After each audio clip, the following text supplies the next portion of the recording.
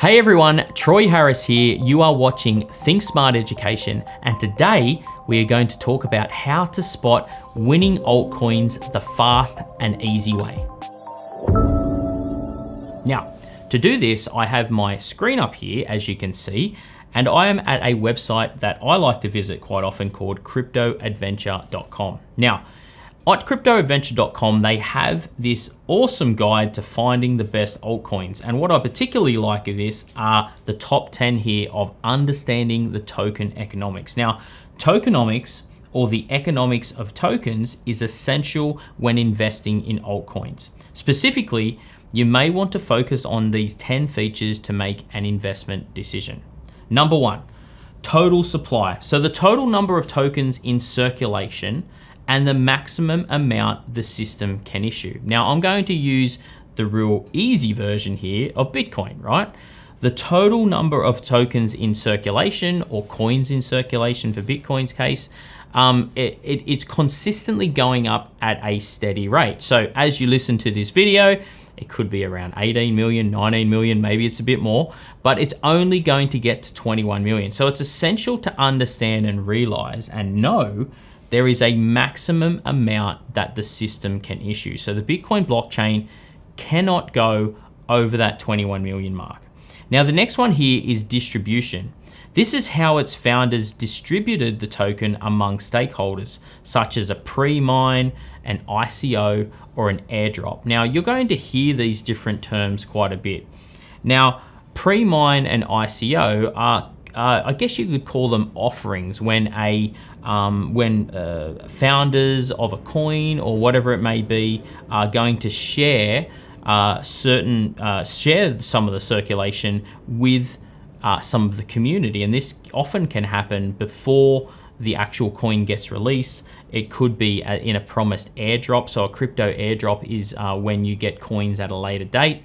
So that is another key part of the distribution, because distribution is key to understand, especially in the early stages of a coin or a token's life. Because if the distribution just all gets dropped at once, then quite often what can happen is what's very similar to the US dollar market, is it floods the market, right? So we don't want that to happen. We want to have a nice, even distribution over time. Number three is inflation rate, the rate at which new tokens enter the market over time. So essentially it's what I just said there, right? It's the rate at which they do, because that is why, if we use the example of Bitcoin again, it's essentially a deflationary asset, because the amount that are getting released over time, right? It ends up becoming deflationary. So we want to keep that inflation rate down. Number four is just that. Is it deflationary or is it inflationary? Token supply may either increase, which is inflationary, or not, which is deflationary. Now, there's debates on both sides, and there are some positive things around ones that increase. It's not that it's just a red tape over ones that don't. But for me personally, I always look for deflationary coins, because deflationary will always go back to very simple economics for me, which is supply and demand, right? So what we're looking for is we're looking for an altcoin that's going to perform just as well as Bitcoin performed over the last 15 years, right? And Bitcoin performed this well was a variety of reasons, of course, technology and a bunch of other things, but supply and demand is a huge thing. As supply decreases, right? Because with the halving, the Bitcoin halving, every 4 years, the amount of Bitcoin released always halves. The demand has consistently increased. So what happens when the supply of a product decreases and the demand of a product increases? The price is going to increase with it, right? So that's what we're looking for. So me personally, I really tend to go towards deflationary coins. Number five is price stability. How stable the token is over time, right? How stable the token is over time. So if you're looking at a coin that has already been released, right? And let's say it got released 3 months ago or 4 months ago. So what you could do, and I've got coinmarketcap.com opened here, right? And you could have a look through here, and let's say you were looking at a particular altcoin. Let's just go down to around the, let's use Uniswap as an example, all right? Let's just use Uniswap as an example. So if we click on Uniswap, we can go into here into coinmarketcap.com. We can click on all, which tells us the price for all time, and then it can tell us what is the stability of Uniswap, okay? Where has it been? Where has it got to? Where is it now? All right, so where it was when it got around release time in 2020 was around that $3.50 mark. Now, it reached a high in the bull market period of 2021 where it reached $43.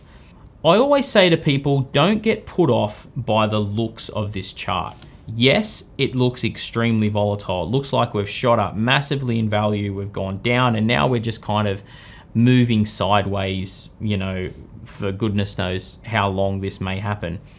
But the thing is, when we want to look at coins like this, we've also got to understand that it's gone from $3.40 to $43.30, right? So it's moved up consistently, right? We had a $7 mark here where it touched $7 for a brief while. It shot up to $18. It shot up to what was that, $27, but it did all this within a very, very short space of time. So when it was $3.40 in on the what was that, the 25th of November 2020, all the way up to when it hit its high of $43 on the 5th of May 2021, that's about a 6-month period. So a 6-month period that a coin has literally gone from $3.40 to $43, that is a massive move in price, right? We're literally talking, what's that, like 13, 14x? And even for crypto coins, that's quite a move in price. Now, people will argue with me and say, well, Troy, you know, some cryptos go up thousands of percent, right? That's not thousands of percent. It's only like, you know, it's only about a 13x, which essentially is 1,300%. But at the end of the day, in a 6-month period, that is quite a large rise. And then in the meantime, after that, we've gone down with the bear market, and we're currently trending in a sideways trend. Now, something to be conscious of is that when we see such moves up, such moves down, and then trading in a constant trend, is that quite often it can get stuck in that channel for a long period of time. So when it comes down to the question of, if I just click back here to the previous screen of how stable is the token over time, in my personal opinion, if we use Uniswap, I would say that that price is not stable over time, right? Because it's had a very dramatic price rise up, quite a quick price rise down, followed by some very stationary movement sideways.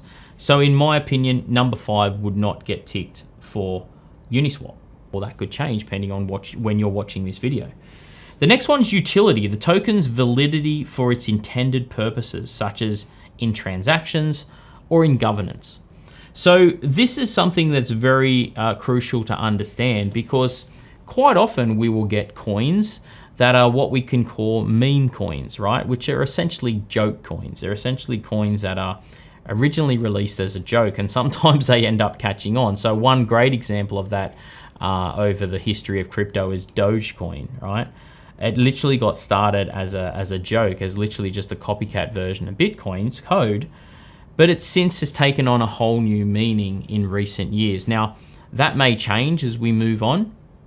I personally do not get involved in any meme coins. I don't think there's any longevity in there, and I don't think there's any, well, there is no need for them in the market essentially. So we need to ensure that the actual token that we're getting into is not like Dogecoin that doesn't really have any specific need. Now, of course, that can change over time. You know, there probably is some Dogecoin people who are watching this here and thinking, well, I think Dogecoin has a lot of benefit because of X, Y, and Z reason. But I personally look at meme coins and don't buy into them. Now, liquidity, how easily the token can be bought and sold on the market. This is something that is quite crucial as well, because if we look at once again at an altcoin like Uniswap, now Uniswap is a decentralized coin, and that's how it originally got released, right, through Uniswap, but has since gone on to some of the biggest exchanges, Binance, OKX, Coinbase, right? It's gone on to some of the largest exchanges there are in the world. So obviously liquidity for Uniswap is very, very big, okay? So if you're looking at any major exchanges include Binance, Coinbase, Bybit, OKX.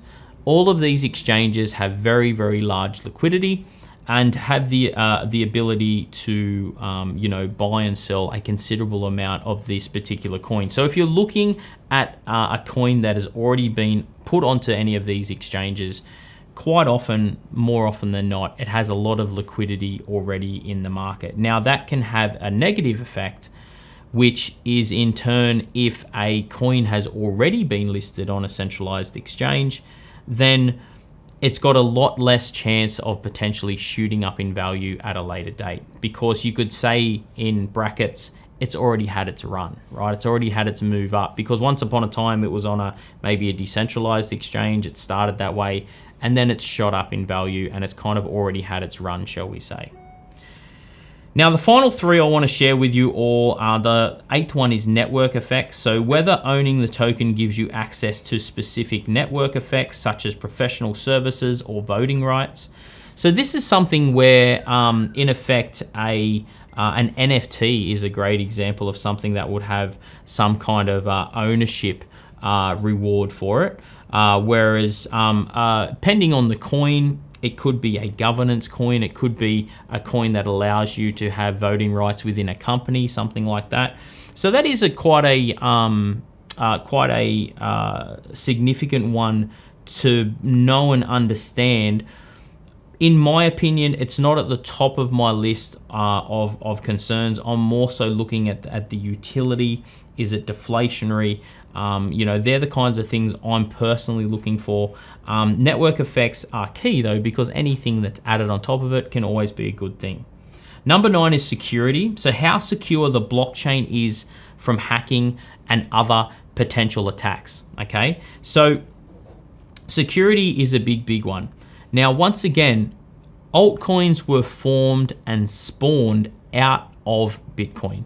So therefore, Bitcoin has set a very high bar when it comes to security, a very high bar when it comes to attacks made on the system and things like that, because it's been able to repel various attacks and its security has always stayed top notch. So therefore, when it comes to security, you want to ensure that if you're going to invest your money in an altcoin outside of Bitcoin, it better be at least as secure as Bitcoin.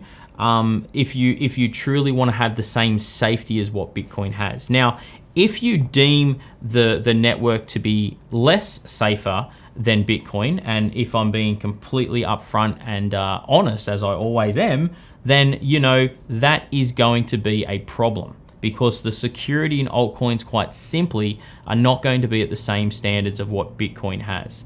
Now, you may find some that potentially in the future may have quite high standards when it comes to security, but quite often you find of altcoins that are getting hacked into, or potentially could be at risk.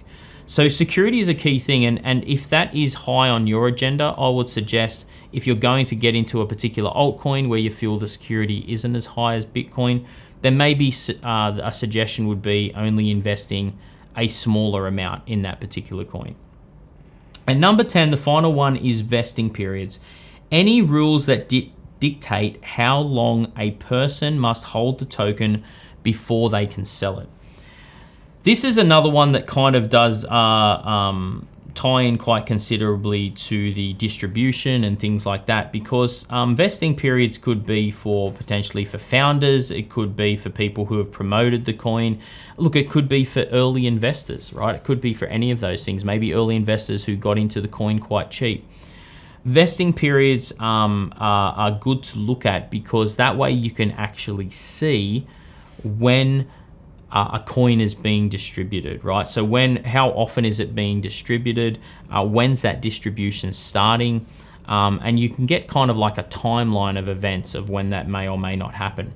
Now, the best way to find out this information for any of the coins is to visit their website. Always visit their website, go to their official Twitter, their official YouTube, or their official, whatever their official social media network may be.